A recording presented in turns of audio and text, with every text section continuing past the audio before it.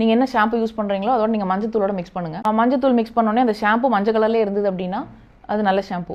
அது அப்படியே டாக்ஸின்னா மாறி ரெட் கலரில் மாறிச்சு ஏதோ ஒரு கெமிக்கல் ரியாக்ஷனால் அப்படின்னா அதில் அதிகப்படியான கெமிக்கல் இருக்குன்னு அர்த்தம். So immediately you have to change. அதாவது எல்லோ கலரில் ரீட்டைன் ஆகக்கூடிய ஷாம்புக்கு நீங்கள் மாறிக்கணும். அடுத்து வந்து நம்ம யூஸ் பண்ணுற ஷாம்பு. ஸோ ஷாம்பு வந்து இந்த காலகட்டத்தில் நம்ம யூஸ் பண்ணுறோம். ஏன்னா அவ்வளோ பிஸியான ஒரு லைஃப் ஸ்டைல் நம்ம சீயக்காய் போட்டு தேய்ச்சி குளிச்சுட்டு இருக்க முடியாது. அடுத்து சீயக்காய் ஏன் யூஸ் பண்ணாங்க அப்படின்னா நம்ம எண்ணெய் தேய்ச்சி குளிக்கும் போது அந்த எண்ணெய் வந்து பிசு தலையில் இருக்கக்கூடாதுன்னு போட்டோம். பட் இன்றைக்கி நம்ம எண்ணெயை தேய்க்காமல் சீவக்காய் போட்டால் கண்டிப்பாக முடி கொட்டும். ஏன்னா அது மொத்தத்தையும் ட்ரை பண்ணிடும் ஸ்கேல்ப்பை. ப்ளஸ் நிறைய பேர் கிரே ஹேருக்கு மெஹந்தி போடுறாங்க, அதுவும் ஹேர் வந்து ரொம்ப ட்ரை ஆக்கிடும். ஸோ அதனால் முடிஞ்ச வரைக்கும் வந்து சீயக்காய் வந்து எண்ணெய் தேய்ச்சி குளிக்கிற அன்றைக்கி மட்டும் யூஸ் பண்ணிக்கலாம். இல்லை எண்ணெய் தேய்ச்சி குளிக்கிற அன்றைக்கி ஷாம்பு தான் யூஸ் பண்ணணும்னாலும் பண்ணிக்கலாம். பட் அந்த ஷாம்பு வந்து எந்தளவுக்கு கெமிக்கல் ஃப்ரீயாக இருக்குன்னு பார்க்கணும். அதை நம்ம டெஸ்ட் பண்ணோம் அப்படின்னா நீங்கள் என்ன ஷாம்பு யூஸ் பண்ணுறீங்களோ அதோட நீங்கள் மஞ்சத்தூளோட மிக்ஸ் பண்ணுங்கள். மஞ்சத்தூள் மிக்ஸ் பண்ணோடனே அந்த ஷாம்பு மஞ்சள் கலர்லேயே இருந்தது அப்படின்னா அது நல்ல ஷாம்பு.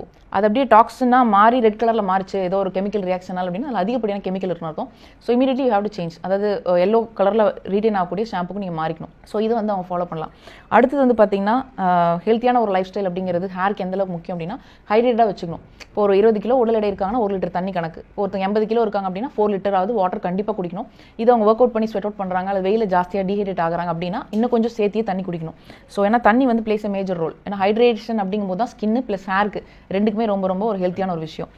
அடுத்து வந்து பார்த்திங்கன்னா ஆயில் அப்ளிகேஷன். நிறைய பேர் என்ன சொல்கிறாங்கன்னா எண்ணெய் தேய்ச்சிட்டு வெளியே போனாவே எனக்கு வந்து ஹேர் ஃபால் ஆகுதுன்னு சொல்கிறாங்க டாக்டர்ஸு.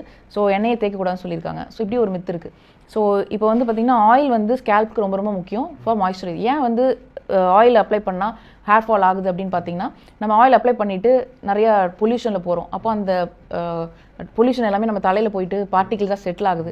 அதுக்கப்புறம் அங்கே ஒரு இன்ஃபெக்ஷன் ஏற்படுது. அதோட கூட ஸ்வெட்டு. ஸோ ஸ்வெட்டு தலையில் வந்தாலும் யாரும் சரியாக துடைக்கிறது இல்லை. ஸோ அது ஒரு ஃபங்கஸாக மாறுது. அப்போ டீனியா போன்ற இன்ஃபெக்ஷனால அலோபீஷியா புழுவெட்டு மாதிரி வந்து அங்கங்கே சொட்டையாகுது. ஸோ இந்த மாதிரியான விஷயங்கள் நிறைய ஏற்படுது. ஸோ அதனால் ஆயில் அப்படிங்கிறது வந்து அட்லீஸ்ட் வீட்டில் இருக்கும்போது கோகோனட் ஆயில் அப்ளை பண்ணிக்கலாம் ஃபார் மாய்ஸ்சரைசர். பட் அதை தாண்டி நம்ம உடம்புல இருக்கக்கூடிய உஷ்ணத்தினாலே ஹேர் ஃபால் இருக்குது. அப்போ வீக்லி ஒன்ஸ் வந்து நல்லெண்ணெய் யூஸ் பண்ணி ஆயில் பாத் எடுக்கிறப்பாங்க. என்ன ஆயில் பாத்னா தலைக்கு மட்டும் தேய்க்கிறாங்களாம். உடம்புல இருக்கக்கூடிய சூடு வெளியே வரது உச்சந்தலை, உள்ளங்கை, உள்ளங்கால், தொப்புள், மலவாய். ஸோ இதெல்லாம் வந்து மேஜர் ரீசன் ஒரு ஏரியாஸ் நம்மளோட ஹீட் வந்து வெளியே வருது. ஸோ இங்கெல்லாம் ஃபஸ்ட் அப்ளை பண்ணி உடம்பு ஃபுல்லாகவே நல்லெண்ணெய் அப்ளை பண்ணணும். அதுலேயும் நான் ஃபேன்சி ஆலிவ் ஆயில் அப்ளை பண்ணுறேன்.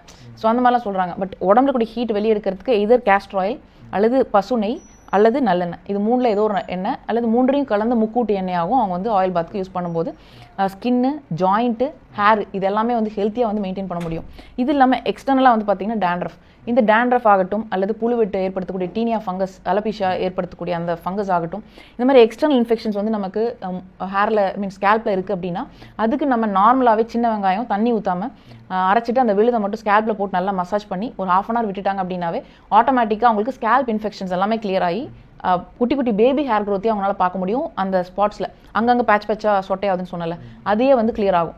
ஏன் அப்படின்னு பார்த்தீங்கன்னா சின்ன வெங்காயமாகட்டும் பூண்டாகட்டும் அதில் இயற்கையாகவே சல்ஃபர் கண்டென்ட் இருக்குது. இப்போ நீங்கள் எந்த ஒரு ஸ்கின் க்ரீம் எடுத்திங்கனாலும் சல்ஃபர் போட்டிருப்பாங்க. அது சித்தமத்தில் கந்தகம்னு சொல்லுவோம். ஸோ எந்த ஒரு தோல் நோயாக இருந்தாலும் நம்ம கந்தக பஸ்பம் கொடுப்போம். ஸோ இந்த கந்தகம் வந்து நமக்கு இயற்கையாக இருக்கிறது சின்ன வெங்காயத்துலையும் பூண்லையும். ஸோ அதை வந்து அவங்க ஹேருக்கு வந்து பேக்காக அப்ளை பண்ணலாம்.